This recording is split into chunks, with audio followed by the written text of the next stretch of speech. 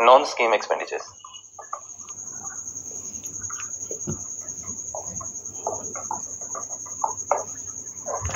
सब समझ में आ जाएगा अपने आप, एक बार आप साथ में चलो। अब जो स्कीम एक्सपेंडिचर है ये नॉन स्कीम है, अब ये स्कीम एक्सपेंडिचर है। मैं थोड़ा इसका वर्गीकरण कर रहा हूं।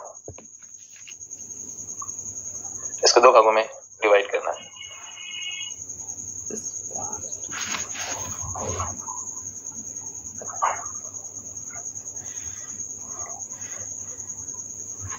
और फर्स्ट पार्ट में लिखिए सेंट्रली स्पॉन्सर्ड, हिंदी में बता दूंगा अभी जितनी संभव है मैं। सेंट्रली स्पॉन्सर्ड स्कीम्स तो एक केंद्रीय प्रायोजित योजना है।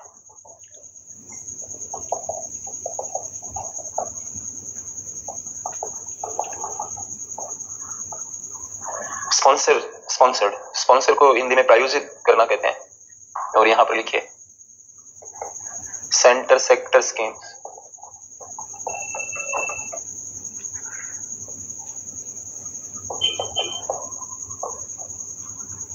केंद्र क्षेत्र योजनाएं।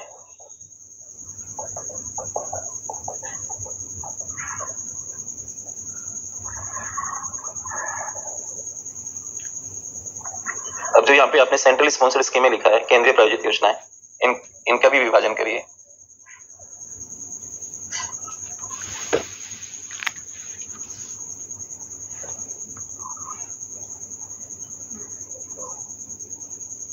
First, second, third.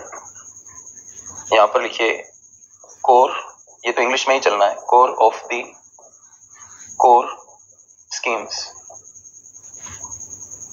Core of the core schemes, यहां लिखिए कोर स्कीम्स। और यहां लिखिए optional schemes.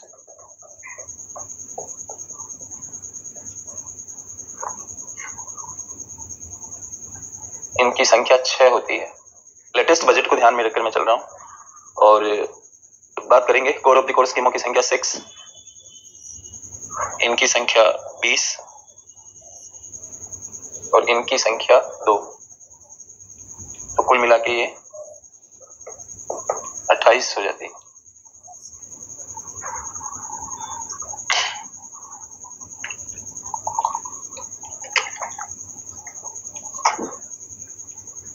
Core of the core schemes, optional schemes 6, 20, 2, 28। मैं बात करता हूं, पहले ये हो गया, अब इस पर आते हैं, फिर इनका अंतर समझाऊंगा आपको। और सेंटर सेक्टर स्कीम्स, ये लिखिए 722, ब्रैकेट में लिखिए as per union budget 2023-24। As per का मतलब होता है के अनुसार। तो यूनियन बजट 2023-24 के अनुसार केंद्र क्षेत्र योजनाओं की संख्या जो उन्होंने बताई है अपने बजट में 722 संख्या बता रखी है। और ये भी एज पर यूनियन बजट 2023-24 है, ये वाली भी। और इनकी संख्या कितनी है? 28 है। थोड़ा मैं इनके बारे में बताता हूँ आपको कि इनमें फर्क क्या है, मतलब इन स्कीमों में फर्क क्या है। अब देखिए, जो खर्चे इन स्कीमों से जुड़े हैं उनको क्या बोल रहे हैं? Scheme expenditure. बहुत सरल है, क्लियर है। और स्कीमों में क्या बोला गया? सेंट्रल स्पॉन्सर्ड स्कीम्स और सेंटर सेक्टर स्कीम्स। इन दोनों में बेसिक डिफरेंस क्या है? ये जो स्कीमें होती है सेंट्रल स्पॉन्सर्ड स्कीमें, स्पॉन्सर का मतलब क्या होता है कि केंद्र इसमें फंडिंग कर रहा है, इसमें अपनी योगदान कर रहा है, किसमें? फाइनेंस में, वित्त में योगदान कर रहा है।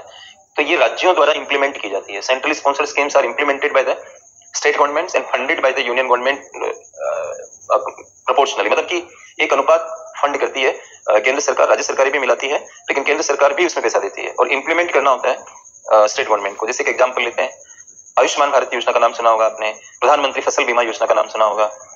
तो ये स्कीमें क्या है? स्टेट्स इंप्लीमेंट करते हैं, केंद्र इनमें फंड करता है और राज्य भी अपना फंड मिलाते हैं, लेकिन केंद्र भी इसमें पैसा देता है। और मिलके स्कीमों के जो फीचर्स हैं वो केंद्र तय करता है और इंप्लीमेंट करने का काम, जाहिर सी बात है कि जो गवर्नमेंट फंड दे रही है वो फीचर्स बनाएंगे।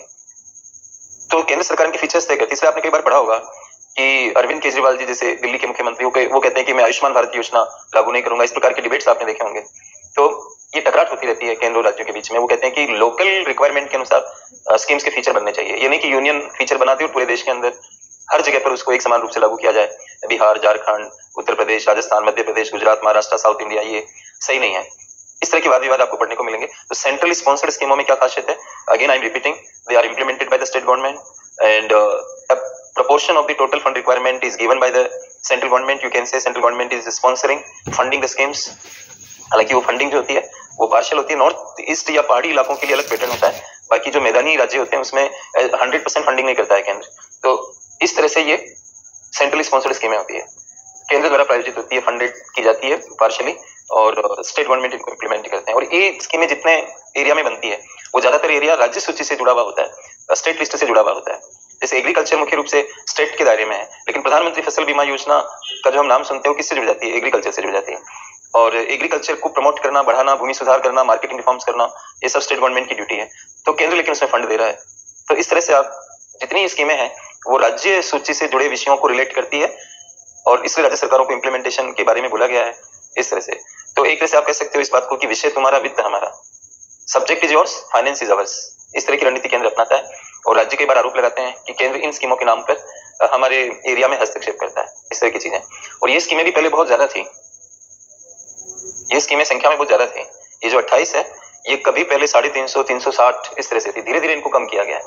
और ये जितना डिजाइन किया गया है, core OP, core scheme, option scheme, ये एक समिति रही है। आप चाहो तो उसका नाम लिख सकते हो, नीति आयोग का एक सब ग्रुप रहा है। मैं लिख रहा हूं यहाँ पे, सजेस्टेड बाय सब ग्रुप ऑफ नीति आयोग। सब ग्रुप को हिंदी में क्या कहते हैं? उप समूह। तो नीति आयोग के उप समूह ने सजेशन दिया था, और वो जो उप समूह था उसके जो चेयरमैन थे वो माननीय शिवराज सिंह चौहान थे, मिस्टर शिवराज सिंह